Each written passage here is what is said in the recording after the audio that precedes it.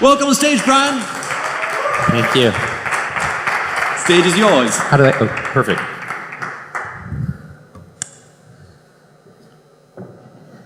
Thank you for letting me come here today. I'm really, really excited, especially talking to fellow entrepreneurs and investors. Today I want to talk about great founder outcomes, and in particular, how to generate those founder outcomes, mostly from a capitalist perspective, money. But let me first start by talking about two companies, two stories. The first story is about a company called Meltwater. Meltwater started as a glorified Google alert service by a guy named Jorn Liesingen. Jorn had taken two companies public in Europe, and he realized that, hey, maybe I can bootstrap a business, which is exactly what he did. He got a soft government loan of $15,000 from Norway, and within 16 years, he built Meltwater into a massive $300 million business with 20% EBITDA margins, 26,000 customers, and 55 offices around the world. It's very profitable. But what is the key lesson here? What are the lessons here? Why did he do that? How did that happen? Well, it happened for the very simple reason that he got product market fit and he focused on profitable unit economics, the business engine. He started in Norway, he got the revenues going, he understood the costs, and like any good Viking, he replicated it from Norway to Sweden to Denmark, and then throughout Europe, Asia, and the US. That is a profitable outcome. He will make a gazillion, and that's why you can see the emoji. But let's talk about something that's not like Meltwater, but a very, very high profile company. In fact, arguably one that's much more high profile than Meltwater. This company was called HomeJoy. HomeJoy was an on-demand home services business. So if you're living at home and you needed a cleaner or you're a handyman, you go and you call HomeJoy. HomeJoy grew super fast, over 100 employees, thousands and thousands of laborers, and they raised money from arguably Silicon Valley's most prestigious firms. Andreessen Horowitz, first round, Y Combinator, the list goes on. But it was a disaster. The company went bankrupt. It was terrible for the founders, for the investors, the employees, the constituents of the ecosystem. And why? What went wrong? Well, I'll tell you what went wrong. The company grew too fast without understanding its fundamental business engine. They took a lot of pressure, got a lot of pressure from the VCs to actually do unnatural things. And their burn rate grew super fast, and they couldn't overcome it. And it's just a sad story. It didn't have to be that way. Now let me tell you my story. In a nutshell, I was an M&A investment banker who turned serial tech entrepreneur. I spent 7 years on Wall Street, 3 at Morgan Stanley, then business school, and then 4 at a place called Robertson Stephens, where it was a formative part in my life. Robbie Stephens, you probably don't know of, but in San Francisco, it was one of the cat's meow investment banks that took companies like Apple public, Sun Microsystems public. And at the ripe young age of 6 when I graduated from business school, I go to this place, Robbie, and 3 months after I joined, we were taking Netscape public, Internet 1.0. And I was like, wow. And within 4 years, I was running the software and internet M&A practice at Robbie, and we were doing tons of deals. But I wasn't happy. At 29, I was making lots of money, but I wasn't happy. And so I thought, there's gotta be something better I could do with my life than just be an M&A investment banker. And it was staring at me right in front of my face. My clients. I was skimming off the end of their cap tables and helping them exit their businesses. And they were doing stuff that was so much more creative, so much more interesting than what I was doing. So I thought, well, shoot, why don't I give it a try? And that's when I became an entrepreneur. I did 2 startups back to back. The first one was called Ultras. How many of you guys in the audience have ever heard of a company called Quora? Yeah, there's a lot. This is a multi-billion-dollar business. Well, I started a company called Quora, called Ultras, but it was Quora 17 years before Quora even started. It was a consumer-to-consumer knowledge exchange platform, but I had the same challenges that Quora did. How do you build a business model? How do you get people to ask questions, and on the other hand of the marketplace to answer those questions? But then how do you even monetize that? Well, I raised $1 million in '99, and I figured, oh boy, I'm going to be running out of money soon. I got to do something desperate. And we were having leadership challenges in the team, but we got together and we fought it out with pure grit, and we said, let's change this software into a business-to-business knowledge exchange platform. We sold it to a company called Saba for $14 million. The investors made 6 times their money. It was a good outcome. And I started the next company. The next one was purely bootstrapped. And it was in the doldrums of 1.0, Internet 1.0, called I Am Secure, security software for instant messaging. Kind of a funny story. Found out that the only thing that was being bought by IT budgets was security software, kind of like today, it's always still the top of the list. But instant messaging was growing, 5 times faster than email was as a communications paradigm. And I tried to find product market fit. Looked in the legal industry, lawyers aren't going to buy stuff like that, and it's complicated. But I found fit within the financial services space because traders were actually doing big block trades in New York and San Francisco and London. But there was no security solutions around, a $10 million block trade. And Bank of America said, hey, Brian, very interesting, like the product, it works. We'll send you to procurement and let's do a $100,000 license deal. And I was like, yes, that would be my first time I'm generating real revenue. Because Ultras was no revenue, had no revenue. But in procurement, it was embarrassing. They found out it was just me and 2 other guys in Palo Alto, $50,000 in the bank, and a dev team in Ukraine.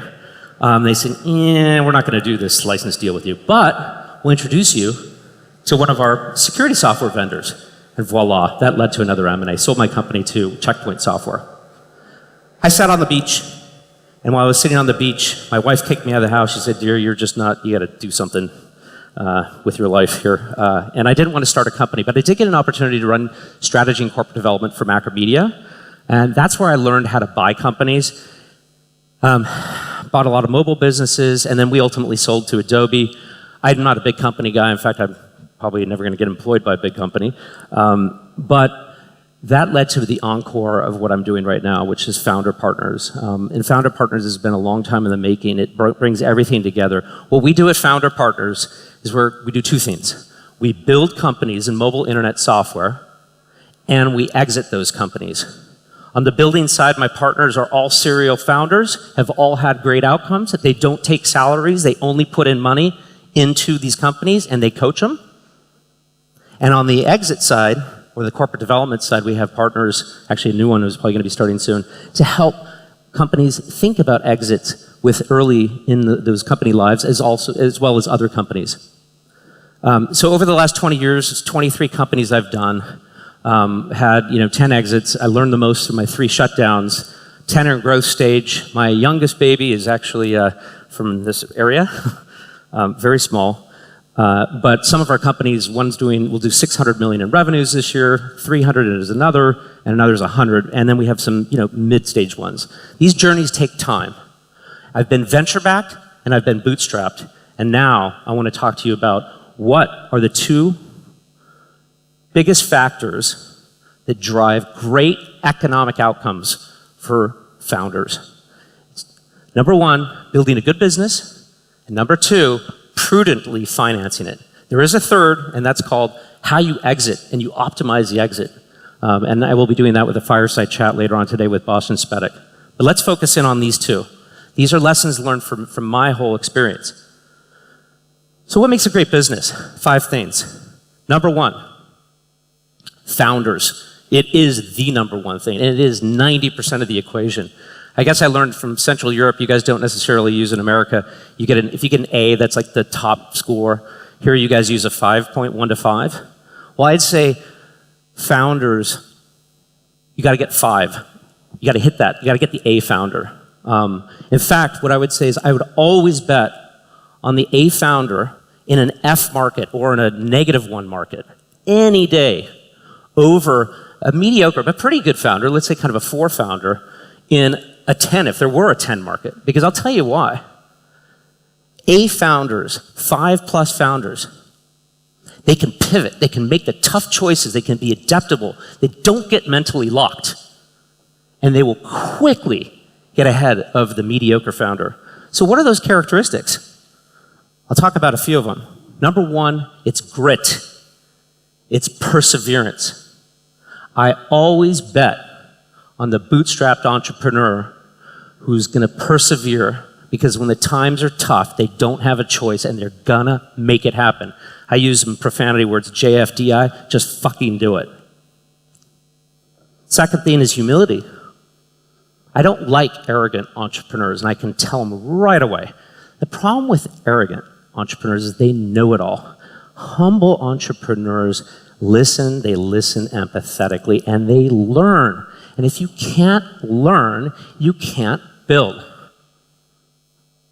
Entrepreneurs that are self-aware, that are open to bring in and understand their talents, what they're naturally good at and what they're innately not good at, and bringing around them experts that are in things that are areas that they're not so good at is really important. Integrity, that's just obvious. Being flexible, not being mind-locked. Fast learning and being scrappy. Don't spend funds when you don't really need to. Okay, the other 4, I'll go through a little bit faster because it was really the founders. It's always about picking great founders. The compelling value proposition. I always like to be in businesses where customers have an urgent need to pay. They will pay money, they'll lay it down. I don't like nice-to-have products. Nice-to-have services never make it in an economic recession. Those businesses will go BK, bankrupt. And those are things that can be used all the time. You can measure the ROI, etc. Market size. You know, I'm not like Sequoia, I have to be in a $100 billion market. No. But I don't want to be in a $50 million market because starting a business is hard in whether you're in a big market or a small market. So you might as well choose something that's meaningful.